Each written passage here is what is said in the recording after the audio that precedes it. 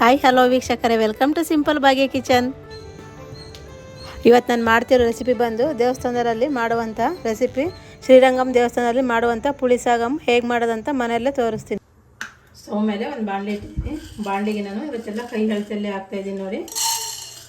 ಸ್ವಲ್ಪ ಮೆಣಸು, ಹಾಗೆಯೇ ಸ್ವಲ್ಪ ಮೆಂತ್ಯ, ಜಾಸ್ತಿ ಏನು ಬೇಡ, ಮೆಂತ್ಯ ಸ್ವಲ್ಪ ಹಾಕಿದ್ರೆ ಸಾಕಾಗುತ್ತೆ. ಜೀರಿಗೆನೂ ಅಷ್ಟೇ ಅಂದರೆ ಒಂದೆರಡು ಸ್ಪೂನ್ ಅಷ್ಟು ಆಗೋವಷ್ಟು ಜೀರಿಗೆ. ಇಷ್ಟು ಈಗ ಹುರ್ಕೊಂಡು ಬರೋಣ. ಸೀಸ್ಬಾರ್ದು ನೋಡಿ, ಘಮ ಬರ್ತೈತಿ. ಘಮ ಬರೋವರೆಗೂ ನಾವು ಹುರ್ಕೋಬೇಕು. ಎಣ್ಣೆ ಏನು ಹಾಕ್ತಿರೇನೆ ಹಾಗೆಯೇ ಡ್ರೈ ಆಗಿ ಹುರ್ಕೋಬೇಕು. ಹೀಗಿದ್ರೆ ಹುರ್ಕೊಂಡಿರೋದನ್ನ ಒಂದು ಪ್ಲೇಟ್ಗೆ ನಾನು ತಗೊಂಡು ಎತ್ತಿಟ್ಕೊಳ್ತೀನಿ. ಅದೇ ಬಾಣಲಿಗೆ ನಾನು ಹಿಡಿಯಲ್ಲಿ ಒಂದು ಹಿಡಿ ಆಗುವಷ್ಟು ಧನಿಯಾ ಹಾಕ್ತಾಯಿದ್ದೀನಿ. ನಾನು ಅದ್ರ ಜೊತೆಲೇ ಧನಿಯಾ ಹಾಕೊಂಡು ಇಟ್ಕೋಬೋದು. ಧನಿಯಾ ಬೇಗ ಆಗುತ್ತೆ, ಅದಾಗೋಷ್ಟೊತ್ತಿಗೆ ಧನಿಯಾ ಸೀದೋಗ್ಬಿಡುತ್ತೆ. ಹಂಗಾಗಿ ಸಪ್ರೇಟ್ ಹುರಿತಾ ಇದ್ದೀನಿ.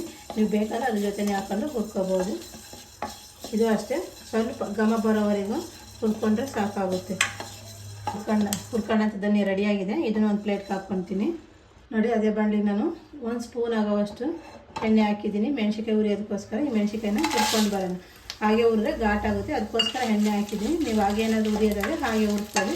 ಇದು ಅಷ್ಟೇ, ಜಾಸ್ತಿ ಫ್ರೈ ಆಗೋದು ಬೇಡ, ಸುಮ್ಮನೆ ಜಸ್ಟ್ ಆದರೆ ಸಾಕಾಗುತ್ತೆ. ಹಿಂಗೆ ಒಂದು 2 ಸೆಕೆಂಡ್ ಒಂದು 3 ಫ್ರೈ ಮಾಡಿಕೊಂಡ್ರೆ ಸಾಕಾಗುತ್ತೆ ನೋಡಿ. ಹುರ್ಕೊಂಡಿದ್ದಾಗಿದೆ. ಇದನ್ನು ಅಷ್ಟೇ ಒಂದು ಪ್ಲೇಟ್ಗೆ ಎತ್ಕೊಳ್ಳೋಣ. ಮತ್ತು ಅದೇ ಬಾಣಲಿಗೆ ನಾನು ಈಗ ಎಣ್ಣೆ ಹಾಕ್ತಾಯಿದ್ದೀನಿ. ನಾನು ಸನ್ಪ್ಯೂರ್ ಆಯಿಲ್ ಬಳಸ್ತಾಯಿದ್ದೀನಿ. ನೀವು ಯಾವ್ದು ಯೂಸ್ ಮಾಡ್ತೀರೋ ಅದನ್ನು, ಯಾವ್ದು ಡೈಲಿ ಏನು ಬಳಸ್ತೀರೋ ಆ ಆಯಿಲ್ ಬಳಸ್ಕೊಳ್ಳಿ. ನಾನು ಸನ್ಪ್ಯೂರ್ ಆಯಿಲ್ ಡೈಲಿ ಬಳಸೋದು, ಸನ್ಪ್ಯೂರ್ ಆಯಿಲ್ ಹಾಕ್ತಾಯಿದ್ದೀನಿ. ಇದ್ರ ಜೊತೆ ನೋಡಿ ಕಡಲೆಬೇಳೆ ತೊಗೊಂಡಿದ್ದೆ, ಕಡಲೆಬೇಳೆ ಹಾಕ್ತಾಯಿದ್ದೀನಿ. ನಾನು ಇವತ್ತು ಯಾವುದು ಅಳತೆ ಮಾಡಿ ತೋರಿಸ್ತಾರೆ ಎಲ್ಲ ಹಾಗೆ ಹಾಕ್ತಾಯಿದ್ದೀನಿ. ಉದ್ದಿನಬೇಳೆ ಹಾಕ್ತಿದ್ದೀನಿ. ಕಡಲೆಬೇಳೆ ಉದ್ದಿನಬೇಳೆ ಎರಡೂ ಚೆನ್ನಾಗಿ ಫ್ರೈ ಆಗಲಿ. ಕಡಲೆಬೇಳೆ ಉದ್ದಿನಬೇಳೆ ಎರಡು ಫ್ರೈ ಆಗ್ತಾಯಿದೆ. ಇದ್ರಿಗೆ ನಾನು ಸಾಸಿವೆ ಹಾಕ್ತಾಯಿದ್ದೀನಿ. ಇದು ಅಷ್ಟೇ, ನಿಮ್ಗೆ ಎಷ್ಟು ಬೇಕು ಅಷ್ಟು, ಇಷ್ಟೇ ಹಾಕ್ಬೇಕಂತ ಏನಿದೆ, ಎಷ್ಟು ಬೇಕು ಅಷ್ಟು ಸಾಸಿವೆ ಹಾಕ್ಕೊಳ್ಳಿ. ಹಾಗೆಯೇ ಹೆಲ್ಜಿ ಹಿಂಗೆ ಬಳಸ್ತಾಯಿದ್ದೀನಿ ನಾನು. ನೀವು ಯಾವ್ದು ಹಿಂಗಿದೆಯೋ ಮನೇಲಿ ಹಿಂಗೆ ಬಳಸ್ಕೊಳ್ಳಿ. ಸ್ವಲ್ಪ ಹೆಲ್ಜಿ ಹಿಂಗೆ ಹಾಕೋಣ. ಹಿಂಗೆ ಹಾಕಿದ್ರೆ ಚೆನ್ನಾಗಿರುತ್ತೆ. ಇದ್ರ ಜೊತೆ ನಾನು ಕರಿಬೇವು ಹಾಕ್ತಾಯಿದ್ದೀನಿ. ಕರಿಬೇವು ಒಣಗಿರೋ ಕರಿಬೇವು, ಇವತ್ತು ಹಸಿ ಕರಿಬೇವು ಇಲ್ಲ, ಹಾಗಾಗಿ ಒಣಗಿರೋ ಕರಿಬೇವೇನೆ ನಾನು ಇವತ್ತು ಒಗ್ಗರಣೆಗೆ ಹಾಕ್ತಾಯಿದ್ದೀನಿ ನೋಡಿ. ಸ್ವಲ್ಪ ಕರಿಬೇವು ಹಾಕ್ತಾಯಿದ್ದೀನಿ. ಇದ್ರ ಜೊತೆ ನಾನು ನೋಡಿ ಹುಣಸೆಹಣ್ಣು ಕಲಸಿ ರೆಡಿ ಮಾಡ್ಕೊಂಡಿದ್ದೆ, ಆ ರಸ ಹಾಕ್ತಾಯಿದ್ದೀನಿ. ಇದು ಚೆನ್ನಾಗಿ ಕುದೀಲಿ. ಹುಣಸೆಹಣ್ಣಿನ ರಸ ಹಾಕಿದ್ಮೇಲೆ ನಾನು ಸ್ವಲ್ಪ ನೀರು ಹಾಕ್ತಾಯಿದ್ದೀನಿ. ಮತ್ತು ನಿಮ್ಗೆ ಎಷ್ಟು ಗೊಜ್ಜು ಬೇಕೋ ಅಷ್ಟು ನೋಡಿಕೊಂಡು ನೀರು ಹಾಕ್ಕೊಳ್ಳಿ. ನನಗೆ ಸ್ವಲ್ಪ ಗೊಜ್ಜು ಜಾಸ್ತಿನೇ ಬೇಕಾಗುತ್ತೆ, ಹಂಗಾದ್ರೆ ಸ್ವಲ್ಪ ನೀರು ಹಾಕ್ತಾಯಿದ್ದೀನಿ. ಇದ್ರ ಜೊತೆನೇ ನಾನೀಗ ಒಂದು ಚಿಟಿಕೆ ಅಷ್ಟು ಅರಿಶಿನ ಪುಡಿ ಹಾಕ್ತಿದ್ದೀನಿ. ಹಾಗೆಯೇ ಸ್ವಲ್ಪ ಬೆಲ್ಲ ಹಾಕ್ತಾಯಿದ್ದೀನಿ. ಬೆಲ್ಲ ಏನು ಜಾಸ್ತಿ ಹಾಕೋಂಗಿಲ್ಲ, ಸ್ವಲ್ಪ ನಿಮ್ಗೆ ಸ್ವೀಟ್ ಬೇಕಂದರೆ ಸ್ವಲ್ಪ ಜಾಸ್ತಿ ಹಾಕ್ಕೊಳ್ಳಿ. ಸ್ವೀಟ್ ಕಮ್ಮಿ ಬೇಕಂದರೆ ಸ್ವಲ್ಪ ಕಮ್ಮಿನೇ ಹಾಕ್ಕೊಳ್ಳಿ. ಇದನ್ನು ಕುದಿಯೋಕ್ಕೆ ಬಿಡೋಣ. ಇದು ಕುದಿಯೋ ಅಷ್ಟೊತ್ತಿಗೆ ನಾವೇನು ಹುರಿದಿಟ್ಕೊಂಡಿದ್ವಲ್ಲ ಅದನ್ನು ಪೌಡ್ರ್ ಮಾಡ್ಕೊಂಡು ಬರೋಣ ನೋಡಿ.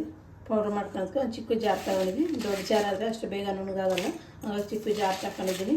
ಈಗ ನಾನೇನು ಮಸಾಲೆನ ಹುರಿದಿಟ್ಕೊಂಡಿದ್ದೆಲ್ಲ, ಮೆಣಸಿಕಾಯಿ, ಧನಿಯಾ, ಮೆಂತ್ಯ, ಕಾಳು ಮೆಣಸು ಎಲ್ಲನೂ ಅದನ್ನು ಪೌಡ್ರ್ ಮಾಡ್ಕೊಬಾರ. ಯಾವುದೇ ನೀರು ಏನು ಹಾಕ್ತದೆ ಹಾಗೆ ಡ್ರೈ ಆಗಿ ಪೌಡ್ರ್ ಮಾಡ್ಕೊಂಡು ಬರೋಣ.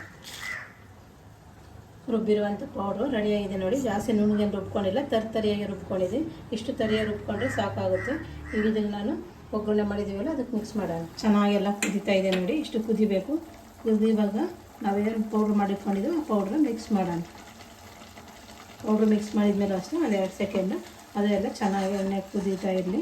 ಇದ್ರ ಜೊತೆ ನಾವು ರುಚಿ ತಕ್ಕಷ್ಟು ಉಪ್ಪು ಹಾಕೋಣ. ಅದರಷ್ಟು ನಾನು ಕೈ ಹಳತೆಯಲ್ಲೇ ಹಾಕ್ತಿದ್ದೀನಿ. ನಿಮಗೆ ಎಷ್ಟು ಉಪ್ಪು ಬೇಕಾ ನೋಡ್ಕೊಂಡು ನೀವು ಉಪ್ಪು ಹಾಕೊಳ್ಳಿ. ಗೊಜ್ಜು ಮಾಡೋದ್ರ ಮೇಲೆ ನಿಮಗೆ ನೋಡ್ಕೊಂಡು ಉಪ್ಪು ಹಾಕ್ಕೋಬೇಕು. ಇದನ್ನೀಗ ಹಾಗೇನು ಕುದಿಯೋಕ್ಕೆ ಬಿಡೋಣ ಒಂದು 2 ಸೆಕೆಂಡ್. ಚೆನ್ನಾಗಿ ಕುದಿಲಿ ಉಪ್ಪು ಹಾಕಿದ ಮೇಲೆ ನೋಡಿ. ಪುಳಿ ಸಾಗಮ್ ಗೊಜ್ಜು ರೆಡಿಯಾಗಿದೆ. ಈಗ ನಾನು ಅನ್ನನ ಸಪ್ರೇಟ್ ಮಾಡ್ಕೊಂಡು ಇಟ್ಕೊಂಡಿದ್ದೆ. ಅನ್ನದ ಜೊತೆ ನಾನು ಮಿಕ್ಸ್ ಮಾಡ್ತಿದ್ದೀನಿ. ಈಗ ನೋಡಿ ನಾನು ಅನ್ನದ ಜೊತೆನೇ ಮಿಕ್ಸ್ ಮಾಡ್ತಾಯಿದ್ದೀನಿ. ನೋಡಿದ್ರಲ್ಲ ವೀಕ್ಷಕರು, ಇವತ್ತು ನಾನು ಯಾವ ರೀತಿ ಪುಳಿ ಸಾಗಮ್ ಗೊಜ್ಜು ಮಾಡಿದೆ ಅಂತ. ದೇವಸ್ಥಾನದಲ್ಲಿ ಸಿಗುವಂಥ ಪ್ರಸಾದನ ಹೇಗೆ ಮನೆಯಲ್ಲೇ ಮಾಡಿದೆ ಅಂತ ನೀವು ಇದೇ ರೀತಿ ಒಮ್ಮೆ ಟ್ರೈ ಮಾಡ್ತೀರಲ್ವ. ಟ್ರೈ ಮಾಡಿ ಹೇಗೆ ಬಂದಿದೆ ಅಂತ ಹಾಗೆ ಕಮೆಂಟ್ ಮಾಡಿ, ಲೈಕ್ ಮಾಡಿ, ಹೆಚ್ಚು ಶೇರ್ ಮಾಡಿ, ನಮ್ಮ ಚಾನಲ್ನ ಸಬ್ಸ್ಕ್ರೈಬ್ ಮಾಡಿ. ಹಾಗೆ ಪಕ್ಕದಲ್ಲಿರುವ ಬೆಲ್ ಐಕನ್ ಬಟನ್ನ ಕ್ಲಿಕ್ ಮಾಡಿ ಆಲ್ ಅಂತ ಸೆಲೆಕ್ಟ್ ಮಾಡಿ. ಈ ಥರ ಹೊಸ ವಿಡಿಯೋಗಳನ್ನೇ ಬೇಗನೆ ನೋಡ್ಬೋದು ನೀವು. ಮುಂದಿನ ವಿಡಿಯೋದಲ್ಲಿ ಸಿಗೋಣ.